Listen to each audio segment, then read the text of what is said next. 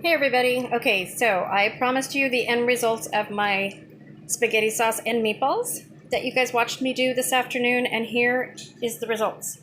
I just want you guys to see that.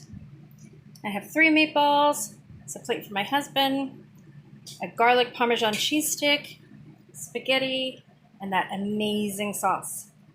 Came really thick, came really rich and good, and it is 6:13, so right about time when I told you guys between 6 and 6:30 that we would eat.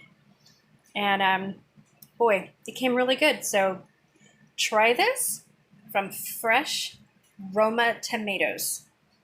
And there isn't enough to can for me, so I'm going to put the remainder in a jar in the refrigerator because there's not enough. There's probably maybe a quart left, quart and a half left, but there's not enough for a canning session.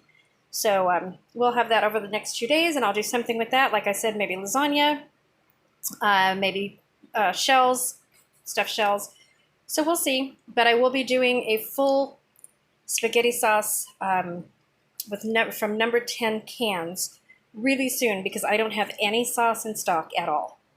So I need to do that for my biannual sauce making. So that will include getting a number 10 can of puree, tomato puree and tomato paste. I have enough tomatoes here that I canned where I can have the crushed tomatoes. I don't have to buy them. They'll be my fresh canned tomatoes for the crushed tomatoes.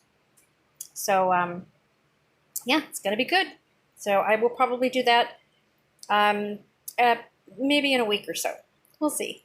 So hope you watched today's videos. If not, go back and see how I did this. It's in 2 separate videos. One is for the spaghetti sauce. The Italian Nana makes Italian sauce. And the other one is for the meatballs live video. So thank you for watching, you guys. Thank you for subscribing. Thank you for hanging in there with me today. I appreciate all of you. Have a great weekend, everybody. See you soon. Bye-bye.